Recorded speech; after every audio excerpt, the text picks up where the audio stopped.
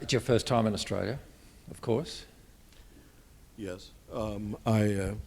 I was supposed to come on 3 separate occasions, and each time something catastrophic happened at the last moment that prevented it. And I was certain I wouldn't make it this time, so I'm completely unprepared. There was no need to write anything because I was never going to get here. So bear with me. So as you know, what we've done is constructed these not as talks, which would have been too exhausting anyway, I think, for David, but as conversations. And David and I have already done a series of conversations, as probably you know, on Gregory of Nyssa, and this will follow the same pattern. Now, I used to, my profession was designing what we call strategic conversations. And when I designed a conversation, I was really designing not a listless wandering, but an argument, something that would go and develop. And so what some of you already got, but others can get later, is this single page, which really is like the run sheet of the developing conversation. There are 5 modules in it, so that we always design our inquiries around what we call the focusing question. And the focusing question is, thank you very much, Paul. What does it mean to be a human being? Which a lot of people, including some theologians I really admire, think this is the big question of the age. So the way the architecture will flow, and I'll repeat this tomorrow, is the first module is really confronting, let's say, the large secular question, is the mind a machine? In other words, are we really nothing more than the accumulation of biochemical or electrical impulses? That's all we are. And that's tonight's, is the mind a machine? And then the 4 modules tomorrow will develop. They will grow, really to a kind of a Wagnerian climax. All the leitmotifs will be interwoven. They will, David. Then I'll do Siegfried's death. So we actually begin the second module tomorrow morning with the question of, essentially, has the Christian church dropped the ball on its anthropology? Has the doctrine of the image of God become a kind of a misanthropic vision of what it means to be a human being, i.e. totally depraved, sinful? So that will be the module we'll investigate tomorrow. And in each of the modules, or lots of them, we'll be using a lot of David's knowledge to dive into one of the great patristic thinkers, although the one that we'll dive into in the morning is not technically patristic, Nicholas of Cusa from the 15th century. And then the other modules will build on that, and the final module, the last one, the 5th module, will actually explore the stunning doctrine, concept, theme of the patristics, that the end of all humanity is deification or theosis. It's, in one sense, just sheer orthodoxy, Christian orthodoxy. In another sense, it's like too dangerous an idea to take seriously. So since David is such a shrinking violet and doesn't like offending anyone, we thought he would be the right guy to investigate this with. So that's tomorrow. But tonight we will begin with what does it mean to be a human being, and is the mind a machine? And some of these, I thought it'd be nice to begin with a poem, because too often these questions just slip away to philosophy, theology, cognitive science. David and I both like this poem, which is on the mind and on thinking. and it's by W.B. Yeats, and it's called The Long-Legged Fly. I'll just read it out. It's a celebration to the contemplative mind and how it changes the world through three scenarios. That civilization may not sink its great battle lost, quiet the dog, tether the pony to a distant post. Our master Caesar is in the tent where the maps are spread, his eyes fixed upon nothing, a hand under his head. Like a long-legged fly upon the stream, his mind moves upon silence. That the topless towers be burnt, and men recall, this is Helen of Troy, and men recall that face. Move most gently, if move you must, in this lonely place. She thinks, part woman, 3 parts a child, that nobody looks. Her feet practice a tinker shuffle picked up on the street. Like a long-legged fly upon the stream, her mind moves upon silence. Then he moves to Michelangelo, the last one. That girls at puberty may find the first Adam in their thought, shut the door of the Pope's chapel, keep those children out. There, on that scaffolding reclines Michelangelo, with no more sound than the mice make. His hand moves to and fro. Like a long-legged fly upon the stream, his mind moves upon silence. It's a good poem, isn't it, David? Yeah, Yeats was no hack. It was very late Yeats, too. It was his best period. So.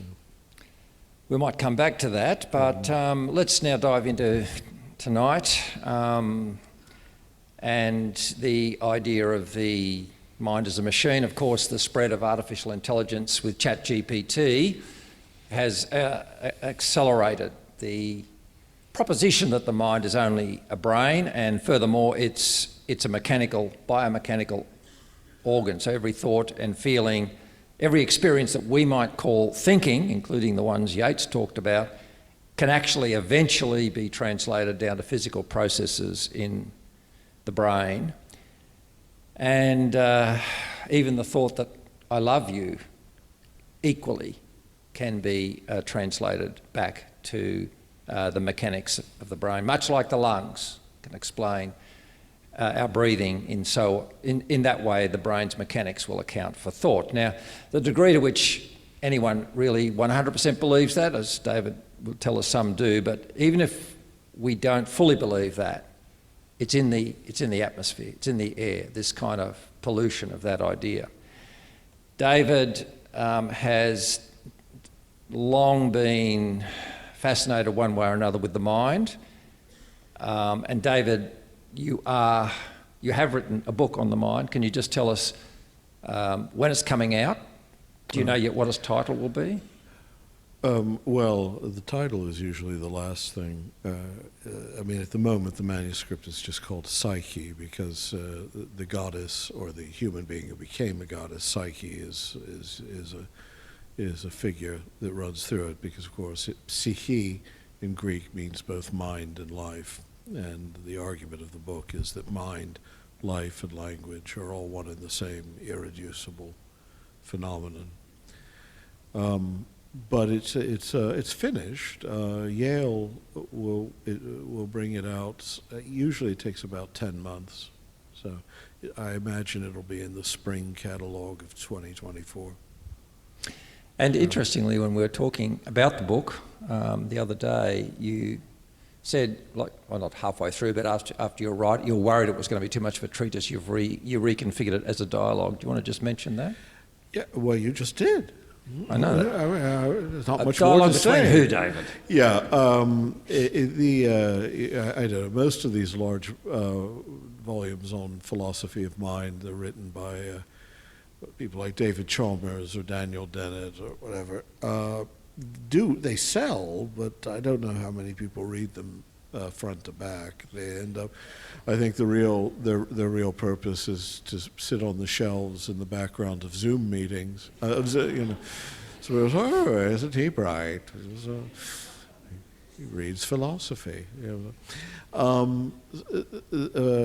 So I was writing another ponderous treatise on this. I mean, it would have been more readable. I mean, the prose would have been livelier because I am a good writer. But the thing is, it really, I wanted, I just was finding it needlessly tedious. I realized, of course, the ancient practice of writing dialogues from Plato onward through Cicero and Seneca and right up into the 18th century with figures like Hume and Berkeley, or 17th and 18th centuries, Berkeley and Hume, let me get that right. There's a reason for that, and so I rewrote it as a long Platonic dialogue, 530 pages of Platonic dialogue, and it has 4 figures in it, Psyche. The gods, you see, have retreated to the Epicurean intermundia, but they keep an eye on things down here, and they argue about things like whether there's a transcendent God and what's going on Earth, and Psyche, Hermes, and Eros, all in different ways, argue for the reality of mind and spirit and God.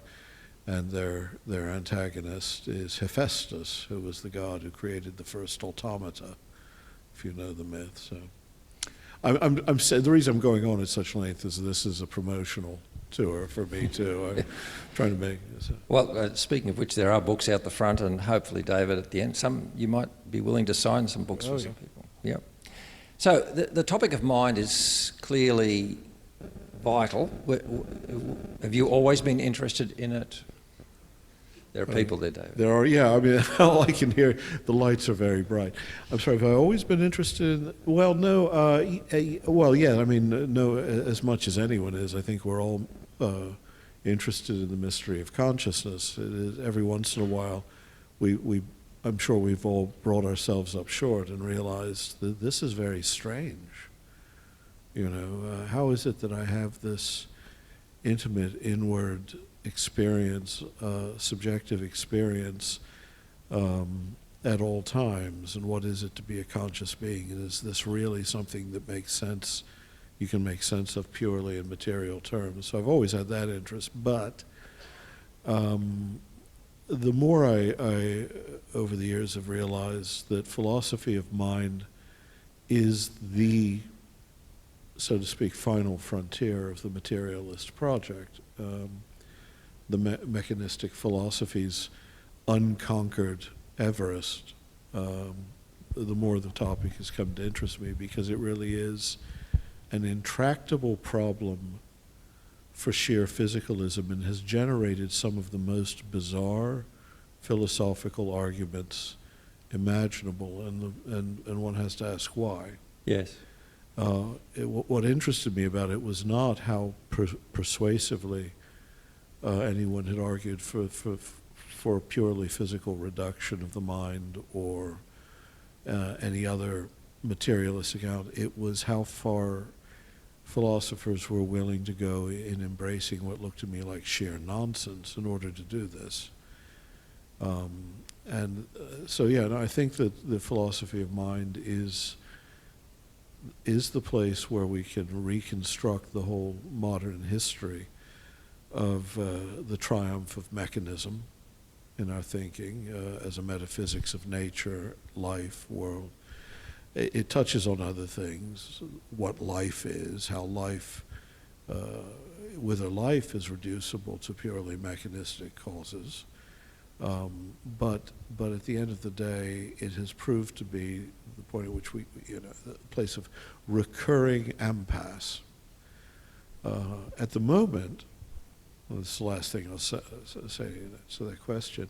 the question of mind has become particularly acutely interesting for two reasons. One is because there's been such successful demolition of most of the theories of mind, materialist theories of mind, to the point where what we're left with are extreme options. And the other is because more and more it's become a pervasive cultural notion that the mind is a kind of digital computer. And this, to me, and you just see it all the time. You see it in science fiction programs. It's just taken for granted that thought is somehow a kind of code and computation that could be downloaded onto a virtual platform, and that it's something in addition.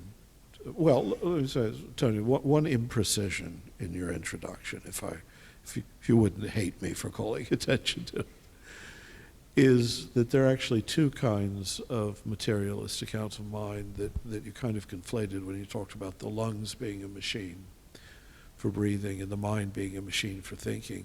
These are two different ideas. I mean, someone like John Searle, who was quite brilliant, would have taken the former. And said that thought, if ultimately when we reduce it to when we figure out how thought works, we'll understand that it's like bile. It's just generated naturally. It's something that has a physiological source. But and that's an implausible program for any number of reasons. The really stark alternative to that in the world of philosophy of mind, of materialist philosophy, is the computational model, where no, the brain is just a platform. It's not even intrinsically related to thought. It's a platform that started as an organ for translating stimulus into response. It developed into a syntactical engine that can then run any number of programs on it, so that your thought, as just pure code, is detachable from that and can be run on another platform as well. And these are two actually opposed visions. Each one, what's good about it is that Searle is absolutely devastating in his attack on the computational model of mind, whereas Dennett, one thing he gets right, he's absolutely devastating in his attack on the physiological. So they destroy each other. It's wonderful to pose them against each other. Searle is the better behaved. It was. Dennett, was rather spiteful. But whatever the case, their arguments are wonderful counterfoils to one another. So there's a lot in that. If I could just ask you I'm going to pick out a couple of concepts and ask if you could just expand them for us. I mean, you talked about the materialist project,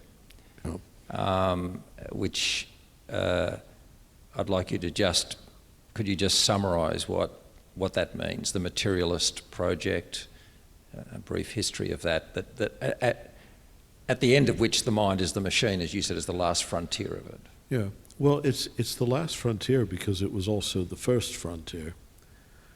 The modern materialist vision, I mean, there were always radical materialisms. Every great philosophical culture generates them, and Democritus's atomism and Epicureanism in a different way had philosophies well, I'd say materialism, not in our sense, but in the modern sense, it's part of an ideology that expressed itself in a new method for the sciences in the 17th century, the mechanistic philosophy, which seems innocent enough, and it was in practice at first, which was simply that we should subtract from our picture of nature everything that we understand as being that the mind imposes on it, which means subtracting from nature everything mental.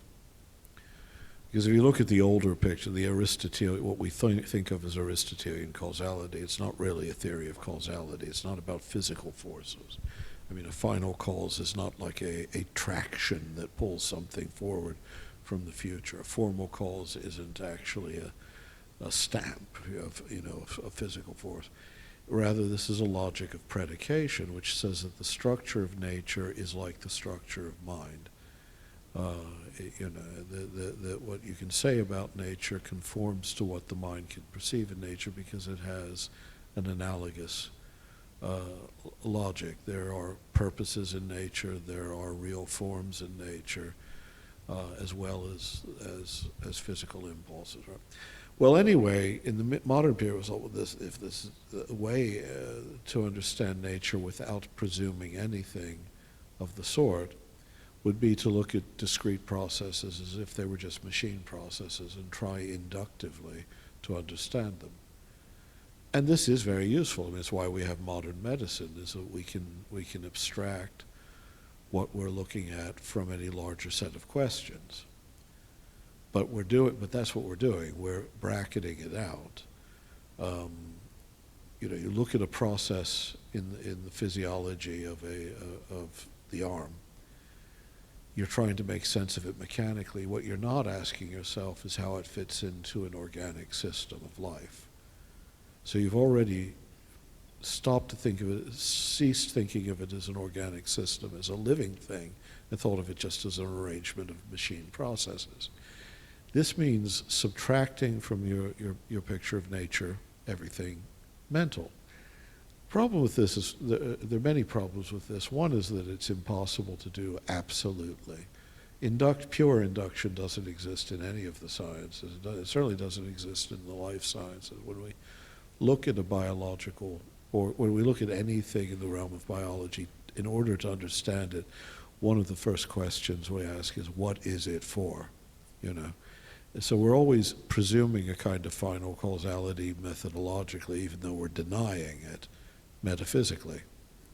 And there's no reason to assume. But nonetheless, okay, the mechanical philosophy at first is embraced, and this leads obviously to what was already emerging in the scientific language of the time, but also the philosophical language, a real dualism. And say, well, nature is mechanical, but as yet there was no need to deny that there's such a thing as the soul or mind or God. Simply say that that's a radically different kind of substance, a thinking rather than an extended substance in Cartesian terms. But, or Galileo's world was, the real world of physics is the sort of qualityless world of pure mass and force and motion.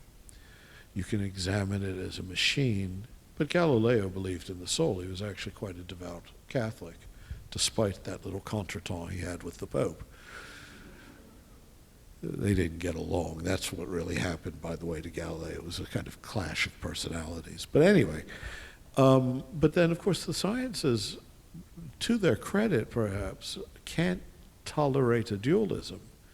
They want to know the reason for everything. So, of course, what began as a method became a metaphysics. This method of mechanism became a metaphysics of all reality. Maybe really, the mistake is, you put on rose-colored spectacles in order to be able to see something, and you slowly come to the conclusion that the world really is pink. And this is what happened with the mechanistic philosophy. It metastasized into, this is the truth about nature. So then it had to account for things like mind in mechanistic terms, but the problem is mechanistic terms exist only as the denial of mental properties within the picture of nature that's being presumed. So it becomes an impossible impasse. It's there at the beginning and it's there at the end. We've never solved it because mind will not conform itself to terms of simple mechanical cause and effect, force, motion, exchange of energy between mindless things. That's what a machine is. If it has intentionality, it's not intrinsic to itself. It's been imposed by a designer. You take a machine apart, you can put it back together and it starts working. You take your brother apart, put him back together, curiously enough, It doesn't work. he doesn't function anymore. Something different is going on. So, if I could, that's very rich, David. I just wanted to respond that what you said was that the scientific project metastasized. It's a method. Empiricism is a method. of study that has metastasized into a philosophy or into a metaphysics. It's out. It can. As you were talking about the mechanics of the hand, I was watching your hand, actually, and a surgeon or a scientist could explain somewhat the mechanics, bone structure, tendons that were making your hand do whatever it was doing. They could never explain, I thought, two things. Number one, your hand is clearly gesturing to make points. There are purposes driving as to why your hand was doing what it was doing, which you would call the final cause, perhaps. Yeah. And equally, because I think we all do this, when there's a kind of a kinesthetics about what your hand was doing, a formal cause. You were shaping, you actually in your mind were shaping. And the mechanics of the bone structure of the hand could never explain those things. It's a subset of a far bigger game. Yeah. But the ideal of those, of physical reductionism, those who really still metaphysically adhere to the mechanistic philosophy, even if they know that, say, in both physics and, well, in physics especially, that pure mechanism has to be qualified now, especially by quantum, what we call quantum mechanics, so it's not even really a mechanics. Nonetheless, metaphysically, they still adhere to this mechanistic picture, and they would want to reduce all of that to purely physical explanations, including what seems to be my intrinsic intentionality to do something. The reason intrinsic intentionality is a problem, of course, is because it means doing something for a purpose. And final causality, that is purposiveness, is the first thing that was excluded from the mechanistic philosophy. How was that? How was final causality excluded? Because a machine does not intrinsically act according to a purpose. It may serve a purpose, but the purpose doesn't come from itself. Doesn't come from the machine. If it's purely mechanistic, purely physical, then at base, what seems like intention can be reduced to purely non-intentional physical causation. Otherwise, we have to posit some original mind in all things, or above, that lies behind the seeming purposiveness or the real purposiveness. So if nature is a machine, intrinsic intentionality is not part of nature. Well, if then nature is supposed to explain mind, which is always seems to be intrinsically intentional, then it has to explain the intentionality away. And that, as you're talking, reminds me, of course, of Vico's penetrating critique of Descartes, where he said, I thought tellingly, the only way to understand any system is not by its operations, but by its purpose. By its purpose. And the only one who understands the purpose of any system is the person who made it, who's outside of the system. Right, and of course Vico, Jean-Baptiste Vico, one of the great and often forgotten minds of his time, made this a general epistemological rule that you can only know through creating what you know. So we know only what we make, and so we can only know things as made. But yeah, and of course, Descartes then becomes, as it were, a sort of liminal figure in the history of modern Western thought, because he detaches mind from mechanism and allows both their own spheres of operation. The ancient world didn't have a notion of mechanical nature. The reason nature is what it is because the same principle, let's call it psyche, the same principle that is mind is a principle of life, and nature itself, rather than being a machine that somehow mystically haunted by mind, which is disembodied. Instead, nature itself is shaped, has the structure of, lives, and is entirely pervaded by a spiritual principle of some kind. This is all very new. This notion of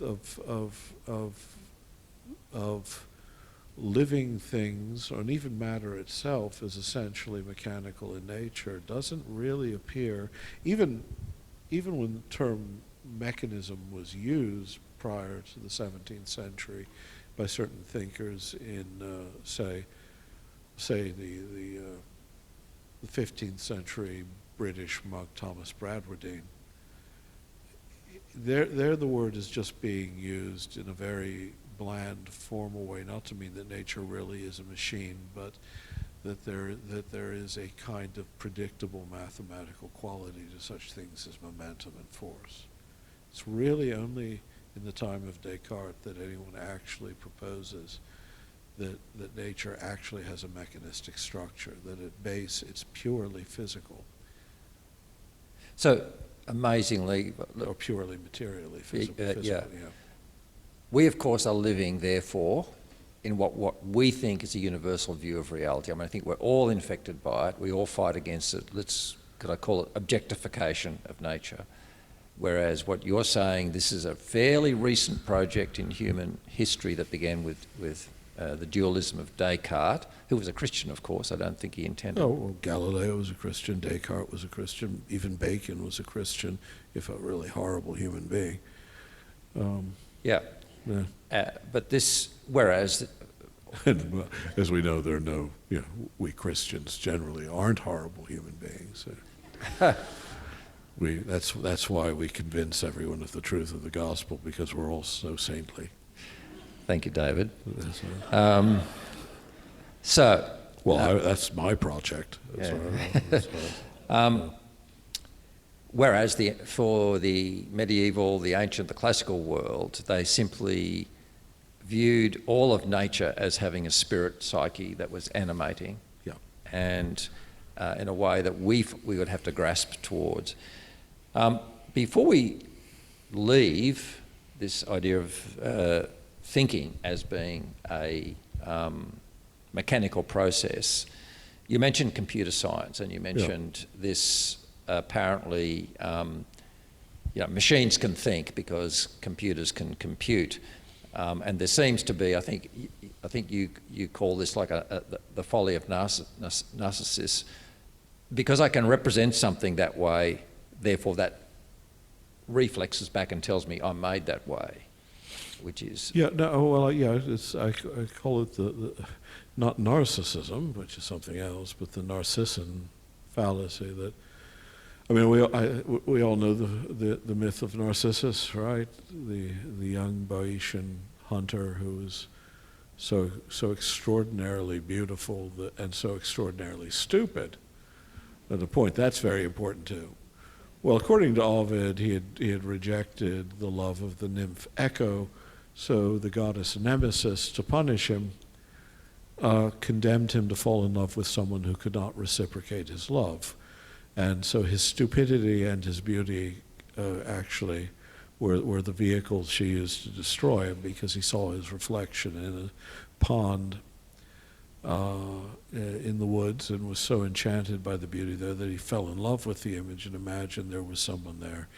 And just perished, vanished away, turned into a Narcissus, daffodil bending over with a golden, bending over the water. That used to happen a lot. We do that with our computers. The computers, more and more, we've created a technology that so perfectly mimics the intentionality of the coding we put in and seems to operate autonomously, though obviously it doesn't. It operates always within the constraints of the code, that we fancy we see a real agency there, and we impose it on this, maybe this is what thought is. But then, of course, it's also a research. We then reverse the error of Narcissus and go one step further. We don't just see ourselves reflected in something that's actually lacking in agency and think there's an agent there. We then see ourselves as being only what we perceive there, only a shadow or a ghost that in itself is not really an agency in any meaningful sense. This is what's happened, at least in recent years. More and more theorists propose that not just that digital computers might become conscious, but rather that all conscious beings are really just digital computers. So they're really... So it's a different kind of dualism, basically. It's a mechanized Cartesianism now. So. Yes, and they're saying that within the brain, as you were talking, it did remind me of still the analogy of a computer where you can get a platform on top of which you build a code, and the code is different to the computer platform. Right. And that it just strikes me as you were talking that they're applying that analogy to thought.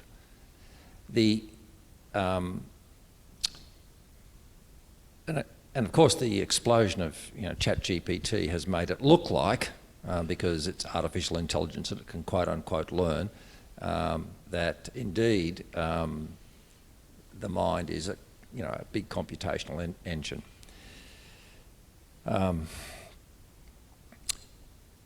I think that, by the way, in terms of ChatGPT, just some of you might know I happen to be the chairman of an artificial intelligence company. I know nothing about it, which qualifies me to be the chairman. He's part of the problem. I'm part of the problem. We are, however, developing some of the most advanced uses of ChatGPT of anyone, and it's quite fascinating to watch. And I think all that's happening with ChatGPT is that traditional computer, the representation of thinking in traditional computers has followed a left-brained concept of thinking, very linear, reductionist, and that creates very complicated code that in fact can't handle complex things. It takes a huge amount of time to maintain, which is why big software companies like it, because they make so much money adapting it for their clients. ChatGPT is really, the flip is, it's more like what we used to call spider diagrams. It's actually cottoned onto right brain thinking, which works via association and language, not by numbers. So one way to understand the ChatGPT large language models is they're just working on a better picture of the brain than what for 50 years the computer industry's been doing. But nonetheless, it's still, it's a mechanism, it's just a smarter one. David, before we leave this whole area... Look, it's a mechanism, it's a more smartly designed one. It's a more smartly designed one, exactly, yeah. Anyway, I think I would like to get your passing comment on transhumanism, which seems to be take the mechanism of mind to sprinkle a bit of hope on it and take its assumptions, and lo and behold, the machines will surpass humans. What's your view of this transhumanism project? Well, it depends on which aspect of transhumanism you mean. You mean the notion of mechanical prostheses, and then ultimately the mechanization, downloading consciousness.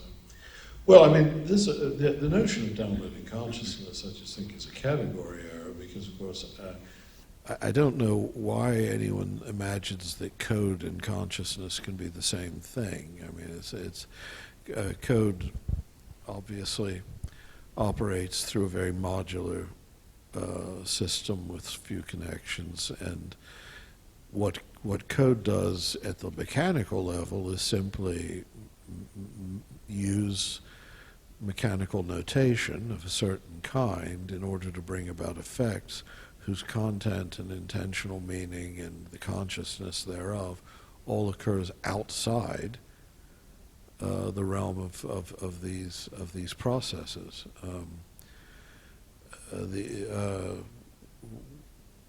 What's going on in a computer? Well, there's an old John Searle, whom I mentioned earlier. One of his famous arguments against mind being reduced to computation was to prove that was to argue that simply possessing the syntax of a function, that is, because people like Dennett would say that what the brain is a syntactical engine that goes from translating stimulus into response, and then a different kind of software comes to be run on it that has semantics, meaning, or seeming meaning. For him, it's everything's apparent meaning, because you can't have really intrinsic meaning, because that, again, would be real mind.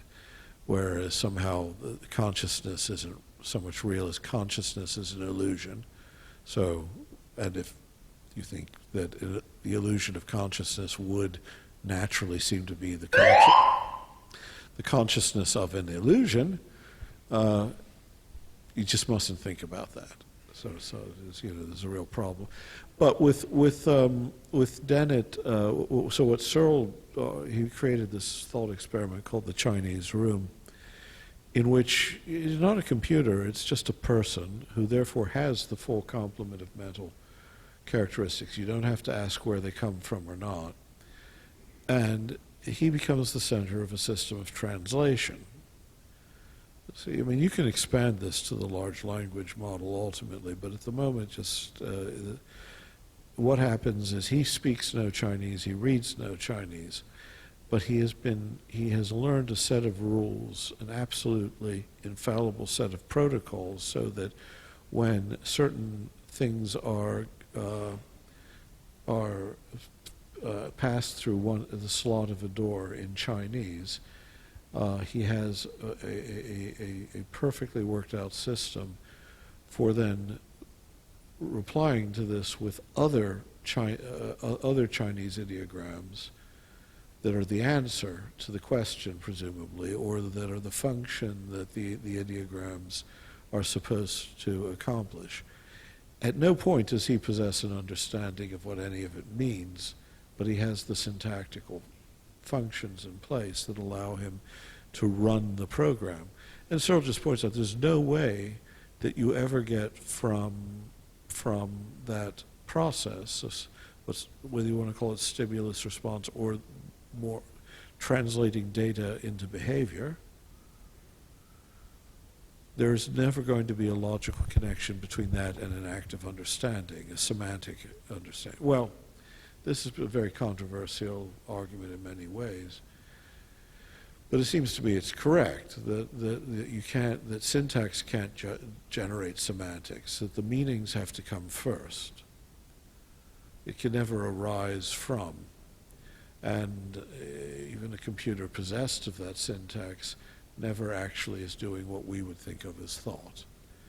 But Searle then realized correctly that even that argument was insufficient, because a computer not only possesses no semantics, I mean, it doesn't even possess the syntax.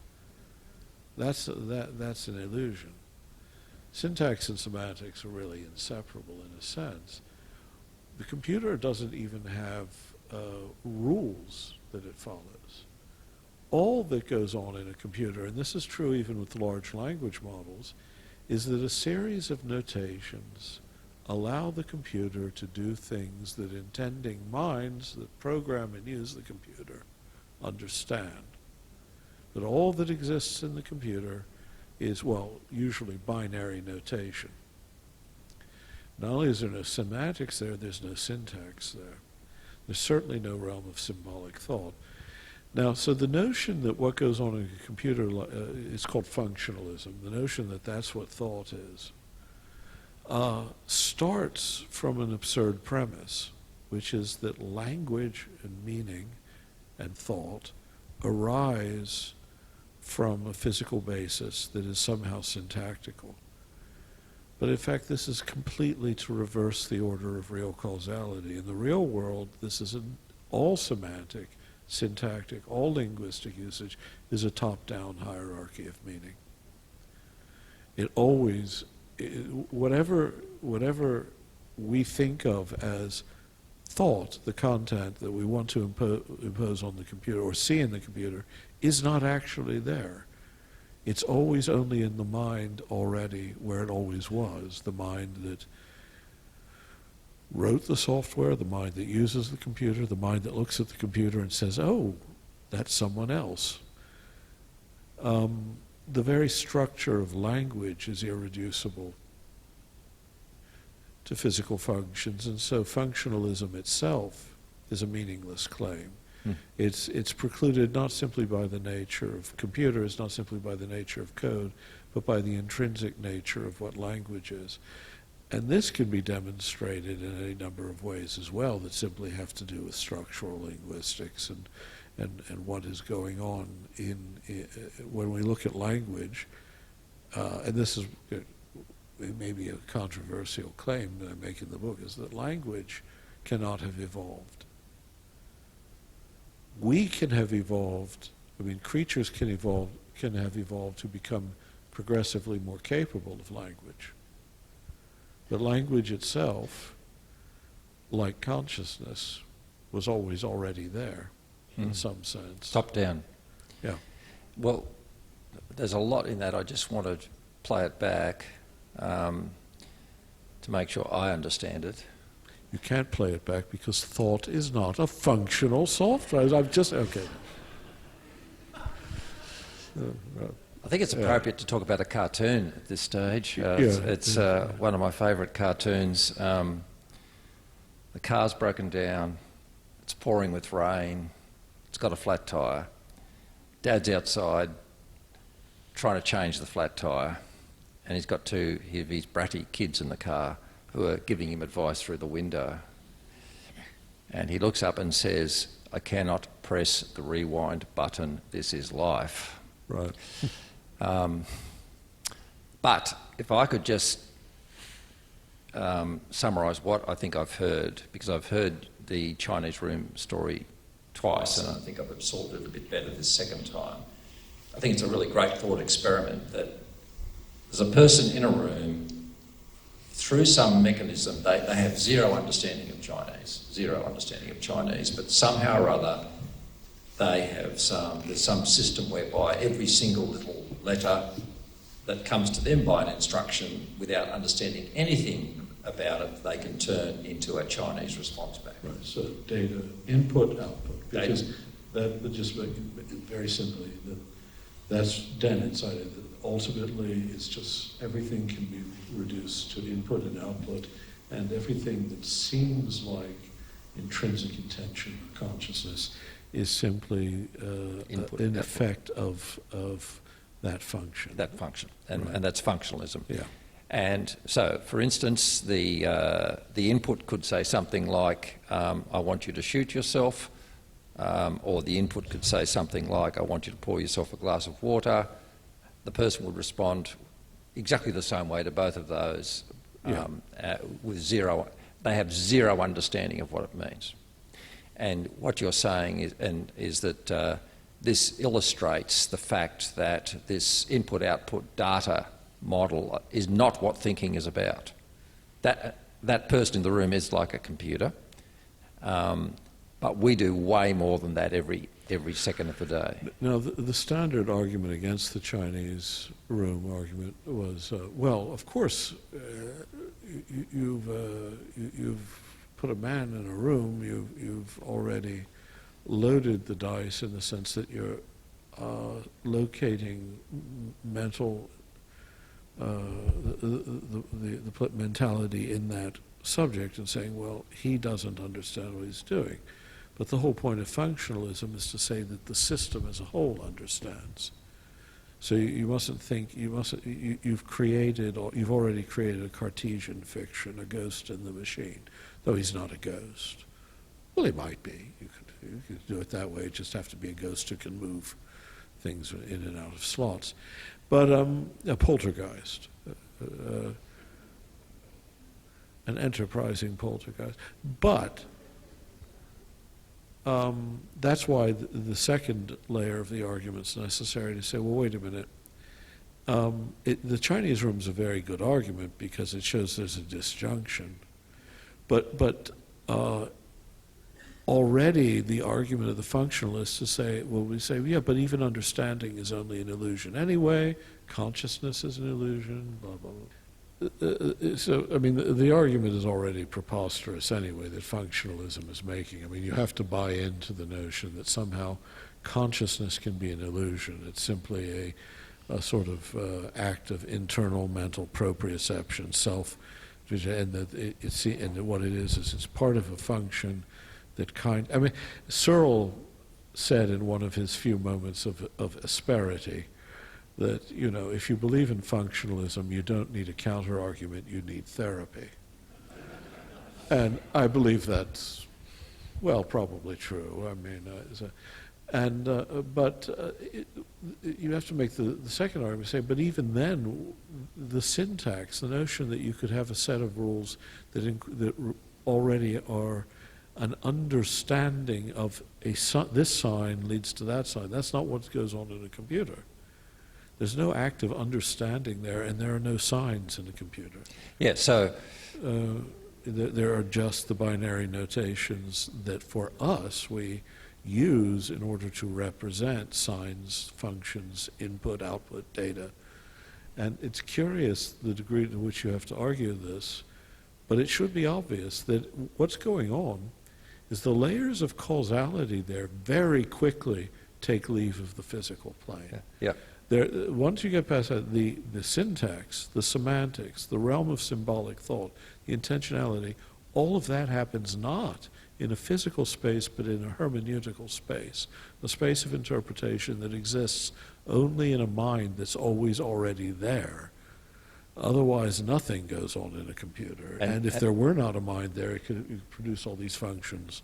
There would be no illusion of thought. Yeah, and what you're beginning to move into now, which we'll go on to, and then that'll be our second and final part, but we're engaged in a mystery. I loved what you said, that language pre-exists us. Perhaps we evolved into it, but language did not evolve. We're swimming in something bigger than us, just the wonder of syntax. My mind being able to connect sentences within sentences, cases and flow, what you call rules. This is an absolute mystery. It's not programmed into a computer. And as you say, once you go up a little bit, you're really hitting mystery. Yeah. And hence it's a top-down system that we've inherited like a gift rather than something that we evolved. But once you realize that, then suddenly there's a kind of virtue in the error of Narcissus if you can step back from it and look at it as inverted. Because at that point you realize, just as is the case in a computer, so it is with the brain. You're never going to be able to reduce that hermeneutical level of operation, of understanding and consciousness, which we haven't even talked about. It consists in all sorts of features that are contrary to the mechanistic narrative. Never going to be able to reduce that simply to the fact of electrochemical physiological impulses. And this is simple enough anyway. I mean, we know that syllogism, I mean, what the mechanical narrative tells us is that thinking is a series of electrochemical events that then we represent as a series of logical entailments. Does that make sense? I mean, if Socrates, all men are mortal, Socrates is a man, therefore Socrates is mortal. Well, those connections are all logical, semantic, intentional. That's radically different from mechanical connections. It's not the case that the premise, all men are mortal, and the premise, Socrates is a man, are connected to one another simply biochemically, not physically. They're not simply two physical events. Or by force or motion or something. Force, motion, quantity. They're connected to one another purely by their semantic content by logic. And a logic that has a final cause, and that final cause, of course, the conclusion. Socrates is mortal is a logical entailment. It's not the result of a catalytic reaction in this group of neurons. Yeah, so what binds the syllogism together is nothing like what binds mechanical, gravity. So we already know this. And again, in his defense, Dennett would say, no, of course not, because that all happens at the level of the code and the software. But even that, he wants to reduce to basically syntactical functions of input and output that we only then secondarily perceive as having logical content. Yeah. Well, what I'd like to finish by moving on to the the corollary of what you're saying is that thought is something that we walked into. It's like a big gift we're part of, although to some extent it's happening inside my mind. I'm participating in something way bigger than me. It is something spiritual, and something that you use the phrase of something that's incommensurable, and I'd just like to finish on that. A nice segue into it is a comment by Douglas Hofstadter. I don't like everything he says, but I like this. Each new step towards artificial intelligence, rather than producing something which everyone agrees is real intelligence, merely reveals what real intelligence is not. Yeah. And I think that's a fair claim. But one point as a segue into this finishing point is that we are not going now to dualism. I think that's, a lot of people would say, oh yeah, okay, so you're arguing that we've got a spirit that lives inside our bodies like water lives inside a glass. And that is not either the answer. No, it's just an earlier stage of the same error of imagining that there could be that in any sense nature is mechanistic, or that life is mechanistic. I don't believe that we can reduce biology to chemistry. I doubt we can actually fully reduce the laws of chemistry to the laws of physics. But whatever the case, what I'm not arguing is for what's called substance dualism. I think that's absurd. I think that all of life, everything that lives, is a participation, and again, this is why I like the Aristotelian language in principle. The shape of reality really is mental. The shape of at its ground, the structure of everything that is, and especially everything that lives, is always already has the structure of thought. And that's why thought and world can each be transparent to one another, why mind and world. That's a different set of arguments. We could take. We'll get onto some of that tomorrow. Some of that. But I definitely, every aspect of the modern picture, I think, in this regard, should be rejected. I mean, the modern metaphysics that came from what otherwise, was at times a fruitful act of methodological bracketing. Never again entirely sufficient. It's never, I have to emphasize this. This is something that more and more biology has acknowledged and philosophers of life science have acknowledged, is the inductive method and mechanical reductionism have been ghastly failures in understanding life systems. And that's why systems biology, and for more than 70 or 80 years, has been reinserting intentionality and cognitive structure into the systems of life, going back, I suppose, to really Barbara McClintock's discovery of transposable elements and the degree to which cells edit their own genome and things. I realize that something's going on here that's not reducible to the kind of mechanistic theory of life that, say, someone like Richard Dawkins or Jerry Coyne clings to, even though it's 80 years out of date.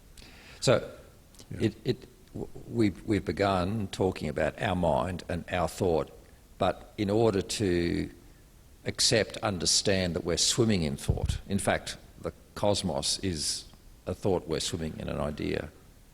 Now it looks like this idea of the supremacy of mind and thought as structuring everything actually goes out into all of nature. Yeah. And we'll come back to that tomorrow. But in closing, I would like to just ask you, I mean, one of the phrases you use is that our mind, the functions of our mind, has various incommensurable qualities. They're just totally impossible that they could ever be reduced to any kind of functionalism, of be it computerisation, be it biomechanical. And obviously we would say, as we'll move on tomorrow, these are some participation we have in the divine mind. And I'd love you just to mention, some of the things, the words that I've heard: intent, consciousness, synthesis. Could you just characterise some of those incommensurable qualities? Yeah, and although it would take a long time to explain why each one of them is clearly incommensurable with physical process, but yeah, it's fairly clear, because they're the ones that philosophy of mind has been struggling with, and in the case of someone like Dennett or someone like Alex Rosenberg, another radical reductionist who tried to explain away. And let me just say before I list these, that in science and philosophy, I take it to be an infallible rule of good practice that if you have a phenomenon you're trying to explain and you devise a theory to explain it, but that the phenomenon refuses to fit to the theory, you eliminate the theory. In philosophy of mind, no, you eliminate the phenomenon. If the theory is something is something you have to cling to. Alex Rosenberg spends 50 pages in his Atheist Guide to Reality arguing that intrinsic intentionality is impossible, which would mean that saying intrinsic intentionality is impossible is an intrinsically impossible thing to do, if you mean actually. You would think, and he makes arguments that I would make, and then at the end of it, he, instead of saying, well, obviously the physical reductionism that I favor doesn't work, he says, well, obviously intrinsic intentionality can't be real. Nothing can be about anything else. You cannot have a thought about Paris. I think about Paris all the time. It's my great dream. But so yeah, consciousness is the most obvious. That is simply, why do we have reflective first-person experience in a world that supposedly consists entirely in third-person mechanical events? Unity of consciousness. I mean, that we perceive things under a unity when normally it would be impossible to achieve the kind of unity that phenomenologically we can designate when we examine our conscious experience within a physical system, which always must consist in composites of composites of composites ad infinitum. Intentionality, having a purpose a purpose that actually determines real activity, when in fact, according to mechanical principles, activity is all real action is the result of antecedent physical forces that are determined only by antecedent physical forces. So if I think, my intention, I decided to come here tonight and have this conversation, I decided, or I got on a plane in order to fly to Sydney from Vancouver, to which I'd flown from Chicago, in order, among other things, to have this conversation and to meet a koala. The latter being the more important spiritually, but the former being how I got it paid for. That in fact that's not what's happening. All of those events are the results not of either consecutive logic or real intrinsic intention, but simply a succession of physical forces, events, and eventualities over which that I then laterally represent to myself, my non-existent self, using my intentional, non-intentional powers of representation, which don't really exist, to inform my non-existent consciousness of your non-existent my non-existent, because I have proposed using my non-existent intentionality to understand in my non-existent consciousness. Okay. Also, rationality, in the sense that just the consecutive logic can lead to a conclusion that leads to a result. Again, the syllogism should not follow from purely mechanical processes. It could only follow even in a computer, if it were programmed in by a consciousness that already exists. Subjectivity as self-reflective. If you think about it, I mean, this is something that Indian thought understood centuries before Western philosophy. We have long, I mean, honorable Greek and Greco-Roman and then later medieval thinking about the structure of knowledge, but it's not really until, and epistemology and things like that, but it's not until the 15th century, starting with, I would say, Nicholas of Cusa and others, but then really not until the 19th century with figures like Brentano, and then in the 20th with Husserl, that Western thought began thinking about consciousness as self-reflective. That is, when you're conscious of something, in order to be conscious of it, you are always simultaneously conscious of being conscious. Why is that important? Because consciousness rests upon consciousness.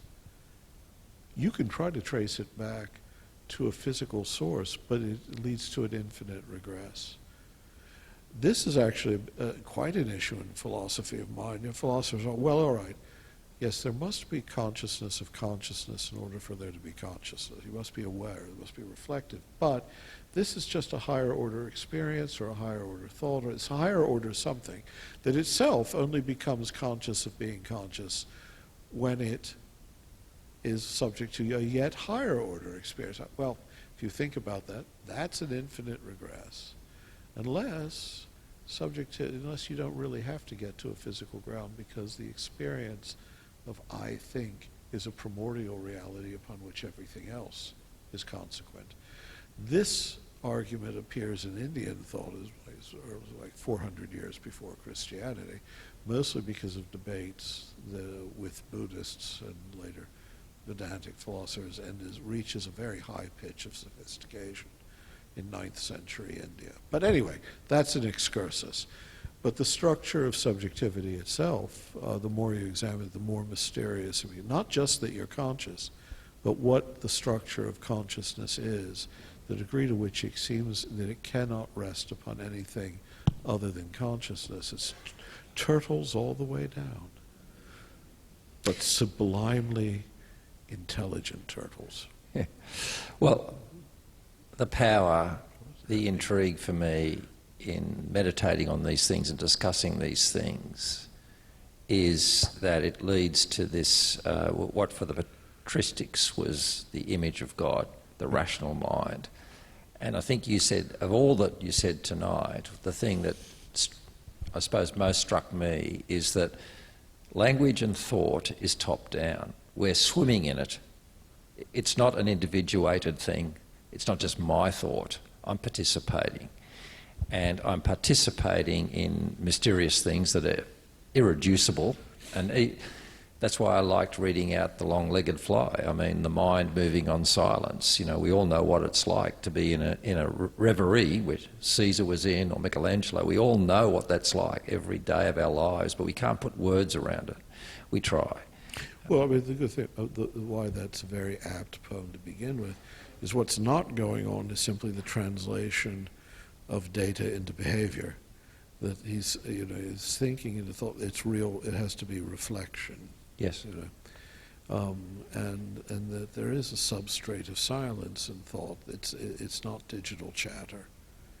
There's a place in the very experience of thought, again, which I would call the structure of all of subjectivity, in which something prior to its expression always has to be presumed. Something of the nature of consciousness prior to its outward expression always already dwells there in an absolute, you could call it a silence or an absolute reflectivity that's not an object but always just pure subject, not in the Cartesian sense but in the sense of pure thought, consciousness, being, consciousness, bliss. Yeah.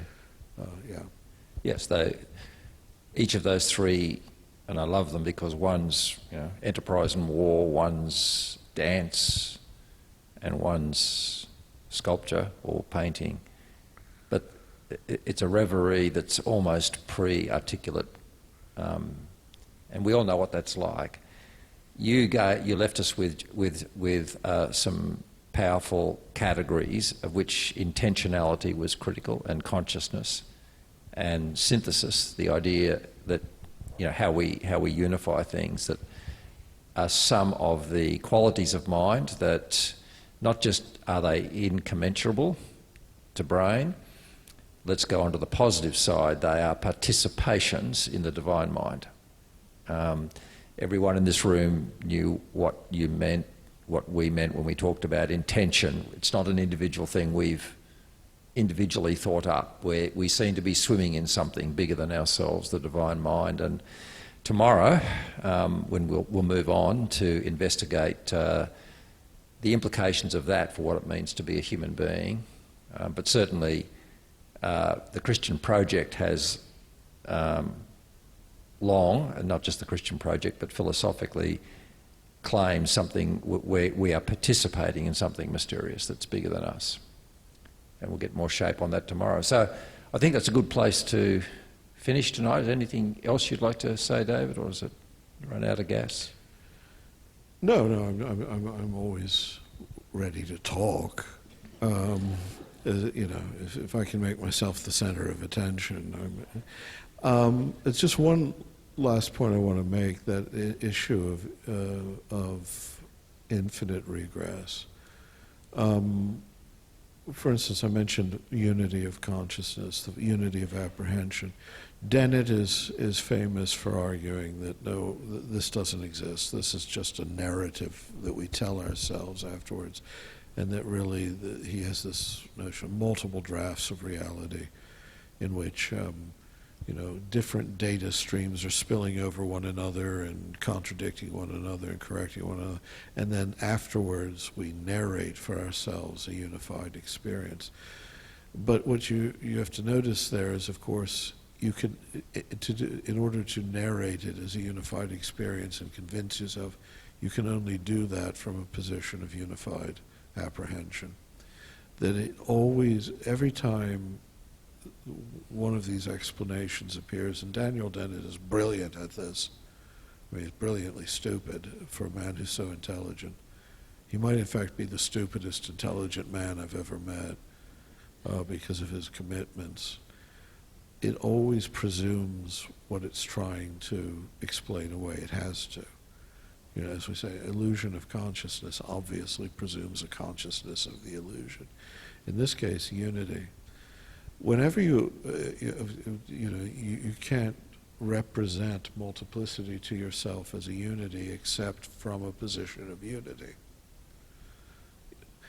Whenever you hear any of these arguments, any materialist reductions, always look for the infinite regress. It will always be there. Always. Because physicalism cannot explain the mind. Yeah. And when you speak of unity, that made me think of Gregory of Nyssa's wonderful chapter in On the Making of Humanity, where he pursues the metaphor of the mind as a marketplace with many doorways that come into a central arena, but the mind is synthesizing them into one thing. He uses the simple example, I think, of eating a meal. Whilst I might be getting separate inputs in terms of taste and texture, my mind, it's one meal. We do not aggregate the enjoyment of the meal. You're always thinking about food. I know, David, but or wine. And I think that... Yeah. I tell you stories.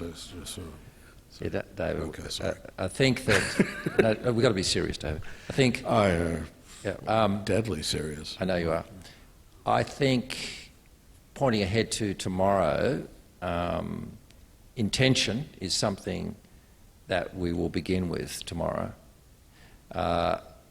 I think you've mentioned another one which is very, very powerful, and it'll play out throughout all tomorrow. But I just want to leave it with everybody, which is, the word you used was unity.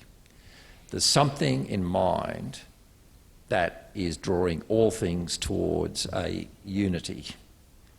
And we all know what that's like. I mean, I keep wondering, if you take a child, how on earth a child gets the word tree to cover such a multiplicity of phenomenon. I mean, the treeness is not out there. I mean, the child is at one level perhaps seeing billions of pixels or whatever, but who taught a child the unity of tree? So there's something vital in this idea of unity, which you don't have to think very long to go to Ephesians 1 verse 10, where all things will be recapitulated and unified in Christ, and you don't have to go very far to think of this intellectual unity becoming a moral unity, and the idea of peacemaking and synthesis and shalom, which are... We won't investigate all of those things tomorrow, but we'll move on to that, the divine origins of the soul and the mind. So, thanks for putting up with the alarms. Hope you enjoyed tonight, and tomorrow we'll pursue this further. If you didn't get the run sheet for tomorrow, it'll be outside as several books. And David, I wrote a book. No one, they want your book, but I'd offer to sign it, but I don't think anyone would be interested. And we've got a few books there by Nicholas of Cusa or Karl Barth. I don't think they can sign them either because they're dead. But I have their power of attorney. So. Okay, well you sign them. My book was a gift to my wife. I wrote her on her 50th birthday 50 meditations. I thought that would be a great idea. I was still working at the time, so once I got past about 25, they got shorter and shorter and shorter. And then she's always criticising me for never publishing anything or writing anything. I write stuff, I just never publish it. But so I thought, wow, for her 70th birthday, I thought this will be a great present. I'll actually tidy up these 50 and expand them and give it to her as a gift, and that's what I did. So it's a gift to her, but if anyone else would like to look over the shoulder, that's what it is, Breakfast with Jesus. And my books are a gift to the world. So they are a gift to the world, David. Thank you. Good night.